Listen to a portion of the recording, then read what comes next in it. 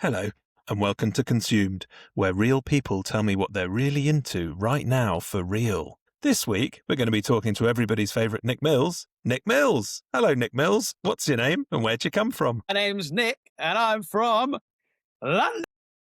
Yes, I was really hoping someone was going to go full 90s game show. Yeah, Here's Blind Date. Blind Date, isn't it? Yeah, perfect. Exactly, that is it. Fantastic. Well, thanks for coming on the show, Nick. Do you want to tell the listeners a little bit about yourself and, maybe how we know each other or whatever? So, my name's Nick. I met Alex in the home county's town of Harpen in Hertfordshire. Alex asked me to be in his funk rock band in the year 2004, probably. Maybe, yeah. 2004. I think so. I was 14 at the time. And yeah, I was a young upstart drummer in the local music scene. I still use you as a barometer of age. So like I saw Tommy Fleetwood, the golfer, because he's out in the sun all the time. He's really brown and his skin has aged. And I was like, that guy's 34. I was like, he's younger than Nick. He's younger than Nick. I was actually having a conversation at work today about how it used to freak my friends out that I was born in the 90s. And how that true. like really is just not a brag at all anymore. But No, it really used not. to be. Really Absolutely. used to be. I know, hilarious. Well, it's actually this year is the 20th anniversary of when our funk rock band disbanded. Disbanded, not even started. Yeah. No, it ended 20 years ago. I know. Madness, which got me thinking about the fact that we should make a documentary because this weekend I watched the Take That documentary. Yeah, me too. Me too. What did you think? Sensational. Incredible. Absolutely loved it. I mean, in terms of like sort of outfit inspiration, just endless, I think. Especially in that first episode. Some of the looks just absolutely wild. But like also sorry, go on. No. I was just going to say like not necessarily their stage looks, because obviously the stage looks are just completely outrageous, but like their everyday looks, like just their casual wear, just like great. Yeah, well, it's the early 90s, isn't it? Yeah, I mean, actually, they formed in the year you were born. Yeah. If we're going off the barometer. Yeah, I know. I was also talking about that today at work. We were talking about what was number one when you were born. Oh yeah, what was number one? So I've got a really strong duo. So in the United Kingdom, Sinead O'Connor, Nothing Compares to You was number one. And in the US, Paula Abdul, Opposites Attract. Wow. Great. Fantastic. I know what mine is in the UK. It's Billy Ocean, When the Going Gets Tough. Amazing. Yeah. Big tune. A stars across the board. Yeah. I mean, I've not even checked that out for my kids yet, which is weird because I checked out who was born on their birthdays, famous people. Mm-hmm. And hilariously, Bonnie was born on the same day as Harry Kane. Which was like the last footballer I'd want her to be born on the same days. Wow, But it's interesting that when we talked about Take That, you went straight into the outfits because I was thinking and the looks, because I was thinking that actually on this chat, we probably might chat a bit more about clothes. Yeah. Than most other people would chat with because we're both into clothes. And if people are watching this on YouTube, because I'm going to upload it there, you'll notice that me and Nick are both wearing hats and glasses and headphones and have beards. Yeah, we do. Not that we copy each other's. We're not copying each other's style. I think it's a Pisces thing. Yeah, it's in the cosmos. Yeah, but I found the Take That show was very much it felt like very much a Gary Barlow vehicle. Trying to tell his story. Yeah. But it was interesting to hear from Howard and Jason though. But like, I always love this, but I don't know why I love it. But when Gary Barlow got fat is just so excellent. You just look like such an average bloke down the pub all of a sudden. And then he had his big comeback, so it's all good. Yeah. I think it was interesting as well for him to say, because he was using Take That as like a vehicle for his solo career. And so it was interesting that he said that he didn't really feel like he was part of the band until they got back together again in like 2005, which is quite an interesting way of putting it, actually. Yeah, and I would also say that like you can really tell by the footage that he didn't feel like he was part of the band, because he, when like, again, going back to the clothes, it's like sometimes certain people, it really looks like the clothes are wearing them. And I Yes. feel like for Gary, that was very much the case. Whereas, like, if you just compare like him, especially to like Mark and Robbie just look really cool. Whereas Gary's wearing these like same outfits. He's wearing the same clothes as they are, but he just looks so like wrong in. Yeah. I mean, he said it himself though that he wasn't Yeah, cool. yeah, yeah. Well, yeah. I also love the like the sort of double life thing when he's doing his like his solo shows at the Working Men's Club, and it just looks so lame. It's like him at his little keyboard with his little Yeah, Gary the Brit, Barlow, the British like Legion. Yeah, yeah, and then he's going to these like gay clubs in Manchester, which yeah, like those nights must have been absolutely amazing. Like I would have loved to have gone to like these crazy gay nights in Manchester in the early 90s. It must have been absolutely incredible. But really, like he probably just wanted to get back to the Legion. absolutely. Yeah, I know. They look wild when they're just like bouncing around on stage. Like, Yeah, oh man, yeah. it looked absolutely wild, I re- hilarious. yeah, I love seeing all of that footage. Like yeah, amazing. Yeah, there's loads of it as well, which is great. Yeah. Yeah, I mean, there's been loads of those kind of documentaries now where you don't actually see the people talking. So obviously there was the Wham documentary as well, Yeah. which is really well made because obviously they're just using George Michael's clips from interviews that he's Yeah. done, obviously, Yeah. and just woven it into a narrative and made it seem like he's done a voiceover. And obviously Andrew Ridgeley's probably done a bit, but like, yeah, Yeah. that was Yeah. also great as well. Did you watch Boy Bands Forever on BBC? No, I haven't This seen that. this was probably last year sometime, but basically like a bit like the Take That doc where you're looking back at these boy bands from the 90s. But it was just, man, that like all of those bands just got like absolutely like worked to the bone, and they just basically all had mental breakdowns. It's kind of awful watching back at what. Yeah, and when you think that they were all like 16-year-old kids as Yeah, well, it's like they yeah. weren't even adults. Yeah, it's nuts. I don't know if the industry's still like that, but you kind of hope not, because surely everyone's woken up to it now. It works so differently these days as well, though, doesn't it? Yeah, you'd hope that there'd be a little bit more safeguarding in place now, but I don't know. I dare say it might not have really come on that far. Yeah, But I maybe wouldn't not. know because unfortunately the opportunities of being in a boy band have passed me by. Yeah, it was because you were in a funk rock band instead. You missed that. There was also a girl bands forever as well, which had a similar vibe. Hmm. They were chatting to like Mel Blatt, and she was also, and she just felt like burnt out from the whole experience. So yeah, everybody's dream. That's what everybody wants. Oh, that's good. Anyway, so what other music have you been consuming? So I was thinking about this in the days leading up to our record, and I feel like I always have tried to stay on like the pulse of new music, keeping up to date with stuff that's happening. But I feel like in the past couple of years, I've not been as good at that. Like I feel like perhaps when you get to a certain age, there comes a point where you're just like, oh, like I can't keep keeping up. Um, The uppies. I can't keep yeah. the uppies. So there's so many new bands and artists around that I just don't really know anything about. Like I feel like now when I see festival posters, I'm like I don't know any of these names at all. But in terms of new/new-ish music, I think the best stuff that I've heard that I've just got instantly completely into, like to an obsessive level, has been Dijon and McGee. They are they're kind of from the same scene. They work together. Both I think they're both originally from the East Coast, but they're now based in LA. McGee used to play guitar for Dijon, now has his own solo career. And they just the it's the first first couple of artists where it feels like I'm listening to something that's like really like new, like they're pushing music forward in quite a dramatic way.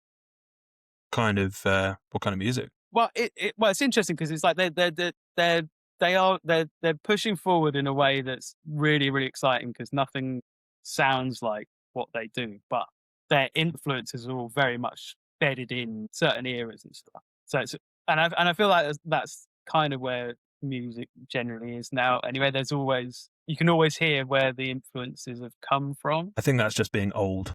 Perhaps, yeah. But the way they do it, it's kind of like in their like production and their kind of approach. Because like for McGee, for example, kind of the most basic explanation of what his sound is that I've heard is that it basically sounds like the Police on ketamine. Because he I'm has this, assuming you mean the band, the Police, not just the police force. yeah. Because it's definitely got this like 80s vibe to it. The guitar work, he's an incredible guitarist. I think he was like sort of like properly like trained in jazz. Like he's an incredible musician. A lot of his guitar work is very reminiscent of the Police. His voice, he's got a fairly like high registered voice, and the way that it's affected kind of has a kind of Sting-esque sound to it. It's also like the production's very like, it's almost like swampy, and it kind of feels like everything feels like it's kind of underwater, and everything's like slowed down, and like it feels like you kind of have to, when you listen to it, it's like you're crawling through this like sludge, but with this like kind of 80s general sound around it. Sounds like your ideal music is what I would say. Well, this is the thing. This is another thing I was thinking about when I was getting the train home from work just now. I think the music that I get the most excited about is music that I'm deeply jealous of. So like if like, I take that. yeah, in a way. Like if I hear something and I'm like, oh my God, like I wish that I'd written that, or like I wish that I'd had that idea, or I wish I was talented enough to be able to make that. Like when I hear something that I wish I'd made, I'm like, I absolutely love it. And I listen to, when I find stuff that I really, really like, I listen to it in a very obsessive way. Like I'll just listen to the same song like over and over and over and over and over again. The same with music. I'll find a new album and I'll listen to it like constantly. Yeah. With one of McGee's tracks is it came out at the end of 2024, so it's not even really that new now. But this song of his, Rockman, I got so into it that I was doing. It was as if I was like DJing in a club, and I was doing like I was wheeling it up like within like 30 seconds of it playing, but just listen to it on Spotify. Like I'd let like 30 seconds start and be like, I need to take that from the top again. So I'd just be like, listen to it and like going back to the beginning after like, 20, 30 seconds, just like, this is so good. I need to hear it from the top again. So yeah. Only 30 seconds in, but I need to hear the first 30 seconds again. Yeah. I get really, I essentially, I'll either listen to a new song once and be like, yeah, cool. Or I'll get really crazy with it and just go hardcore and just keep me starting. Are you still DJing in the places in Mayfair? No.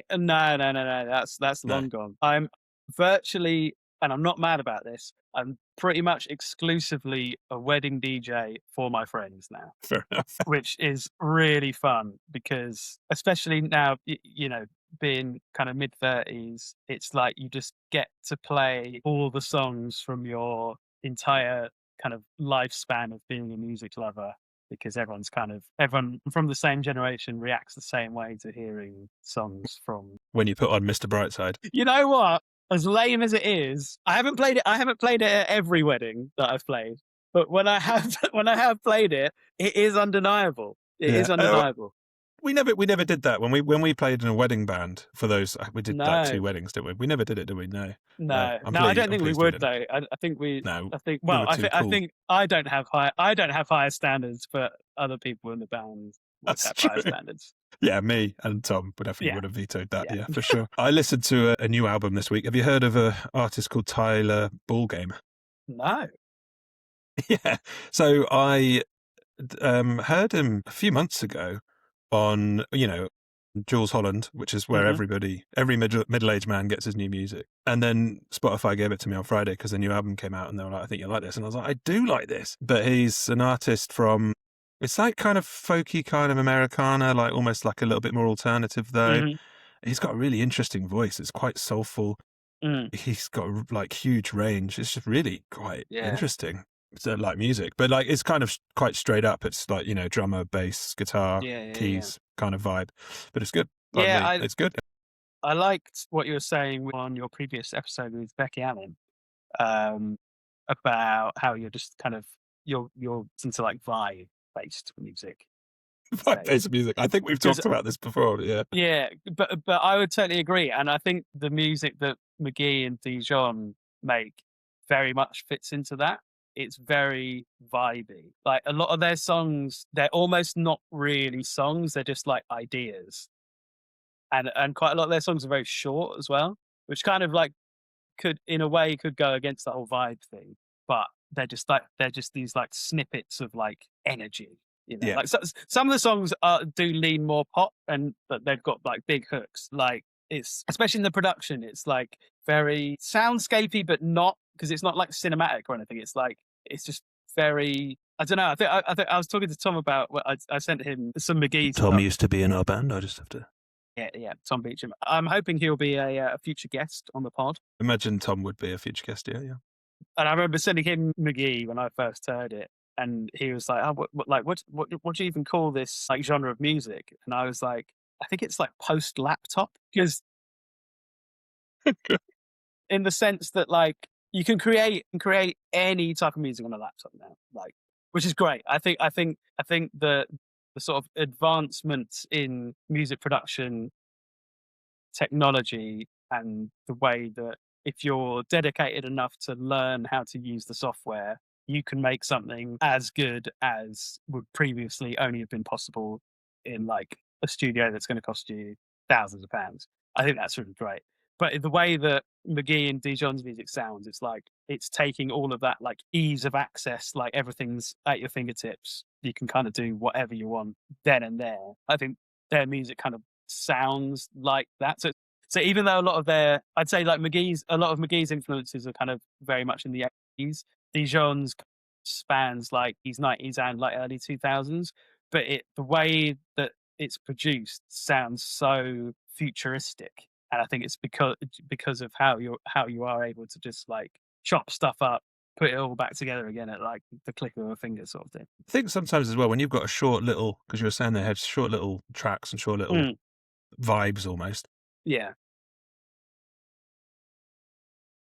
Sometimes it's like a little snapshot of that piece of creativity, if you know what I mean. And sometimes, especially when you're trying to be creative, you're like, oh, I've got one idea here and another idea here. How do I try and smoosh them together to make a perfect pop song? Yeah. And you're like, well, actually, do you even need to? Like, you just leave them alone. Like, here's one, here's another one. This was me when I was on a Friday. This is what I was thinking on Saturday morning. Yeah. But they're two different things. Yeah. So maybe that's what they've gone for. Yeah. Yeah. I was watching a podcast with, I can't remember his name, but it was one of the producers that worked with Dijon on his latest album. And he was saying that like when they were like tracking vocals, Dijon wouldn't even really have written any lyrics. He just kind of like just freestyle melodies and stuff. And they wouldn't even be necessarily like wearing headphones or having like a fancy mic. It would just be like a handheld mic in the room. Wouldn't even necessarily be a studio. It could just be like his wherever he was recording the song. So like the track would be coming out of speakers. So you'd be picking up the track through the microphone as well as the vocal and just all like the ambient noise of the room. But that's the vocal that they would then use on the actual version of the track. So even that kind of way of recording creates this, again, like the vibe, because you've got all this extra ambient noise that previously producers would want to get rid of and wouldn't want to have. You'd want like a dead silent perfect vocal take, but the way Dijon's doing it's just like he's just holding a mic in the room, everything's blaring, and it just creates these really Creates the interesting sound. textures. So yeah, I went to see him a couple of weeks ago as well at Brixton Academy, and it was incredible. Incredible. Yeah. Nice. Yeah. Great. Yeah. Oh, I've not been to a gig for so long. It's hard with young children. The good gigs. Oh yeah, I was thinking I'm the first non-parent guest we've had in. That's true, actually. Yeah. No chat about children. We could leave them. That's fine. So when I was thinking about chatting to you, obviously I was thinking about music, but then I was also thinking about style and clothes. We've already touched on that.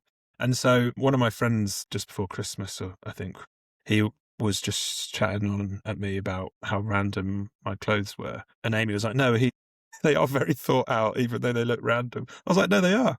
And then I showed him my Pinterest boards for different looks that I'm like trying to do, and he was like, "Oh, right, okay, that's weird." Do you do anything? Do you do anything like that when you're trying to, piece together an outfit or something like that, or do you just find something that you like? Okay, what can I team this up with? Because I basically went through to get inspiration and thought, actually, I like this guy's look or this guy's look, and I just kind of took things from it Yeah. because. I'm not walking down the high street in London anymore seeing fashionable people, so I have to go online to find them. Yeah. I mean, I guess I'm kind of lucky in that I work slap bang in the middle of Soho and also live in Hackney. So it's all just there at your fingertips, really.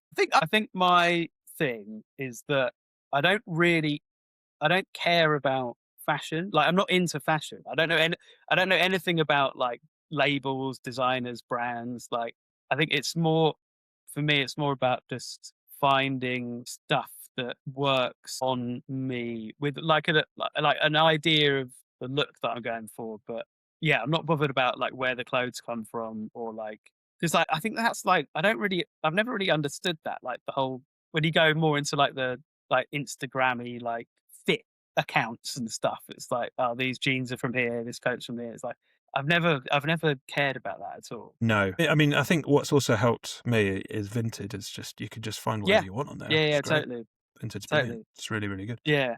I think and also like I kind of like go on like, I kind of like try and work out like a silhouette. Mm-hmm. So in terms of like the fit of a jeans and a jacket and a coat, I'll like find like a silhouette that works, and then I'll just try and like buy loads of stuff that fits that silhouette. Yeah, nice, nice. Like at the moment, short denim jacket. Is that you go for short denim jacket? Yeah. Yeah. This is jacket that I'm wearing it's a women's vintage Levi's jacket. I know I said I don't care about brands, but Levi's is one that I do care about.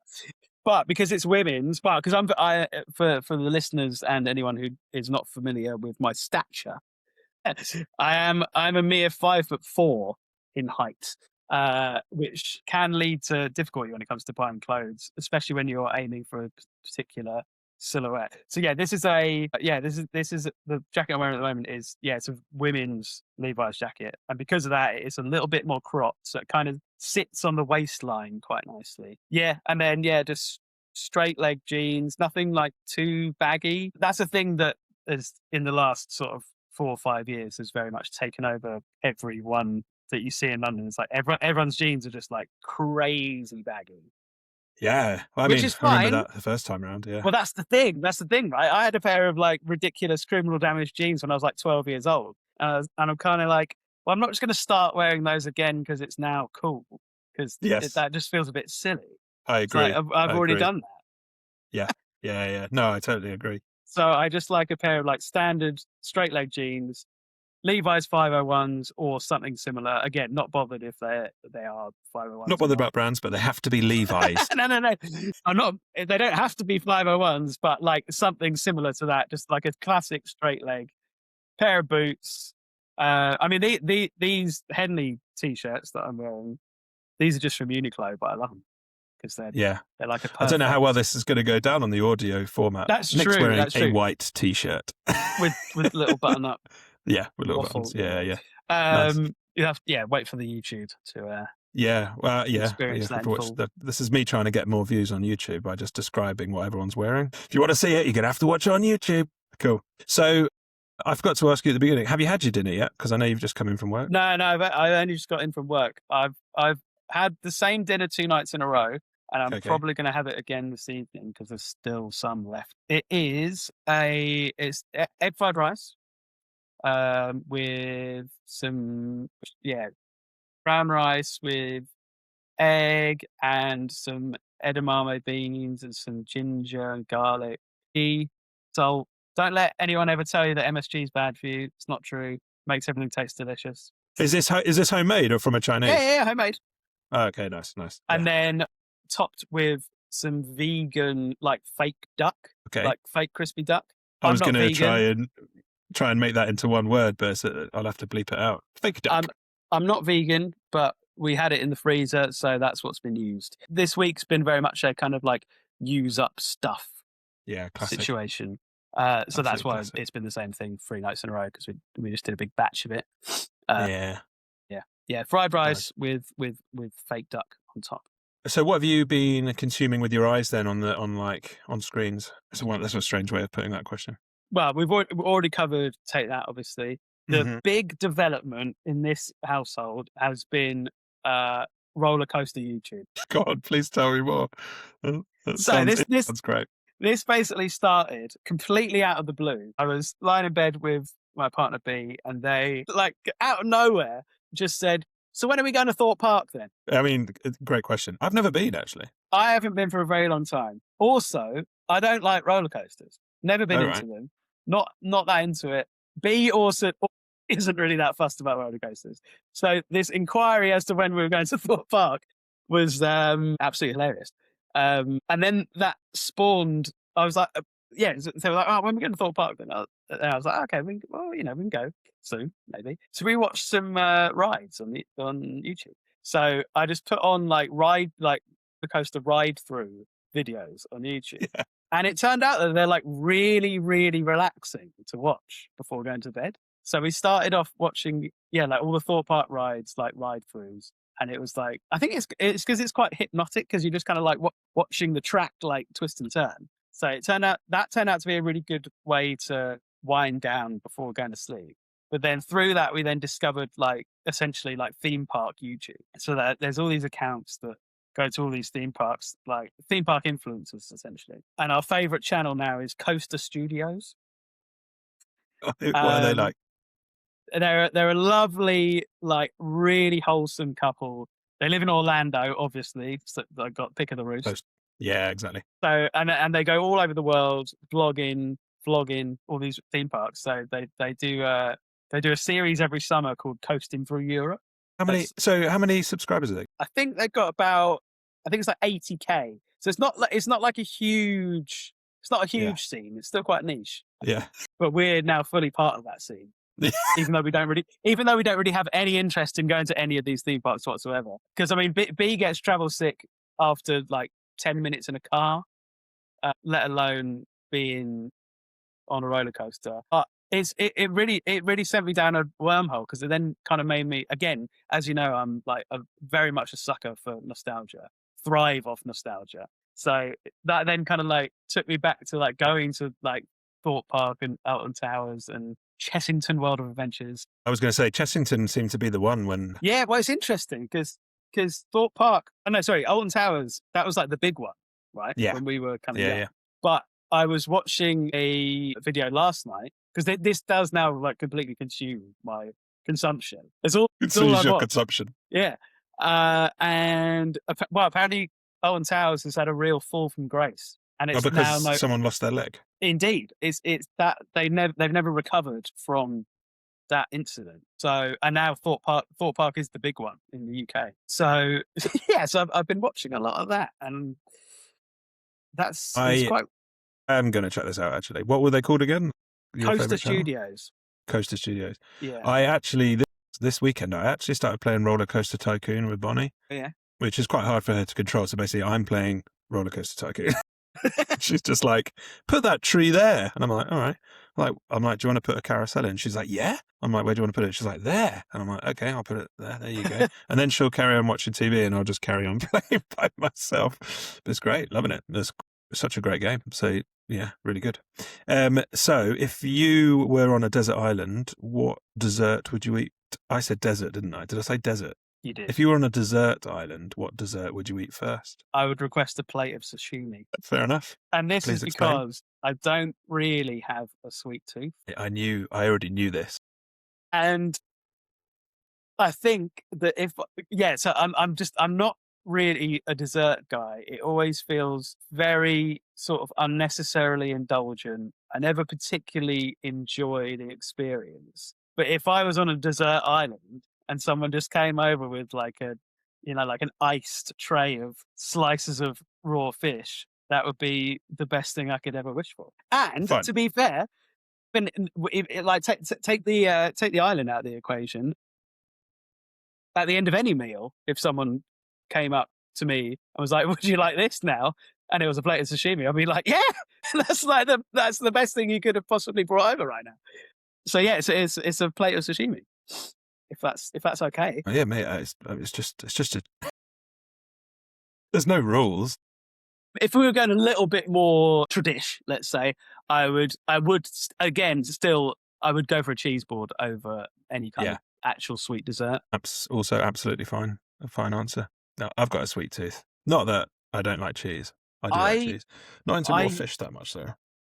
Oh no, yeah, no, I do really like it. I think I basically fulfilled my sort of lifetime quota of sweet things when I was a child, which you wouldn't expect considering my dad is a retired dentist. Yeah, that's true. But the advice that he was giving out at work never really seemed to follow him home. So it was more or less a free for all.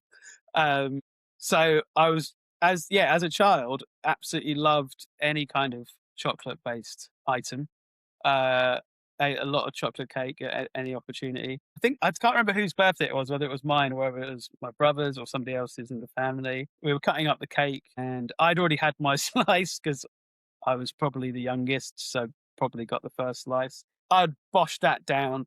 My auntie Julie had just received her slice of cake, walked straight over to her and said, "Can I borrow that?" Immediately took it straight off her and ate that slice as well. Wow. I mean, that's great. Yeah, so I've had my fill. Yeah. Anyway, Nick, thank you for coming on Consumed. Thank you for having me.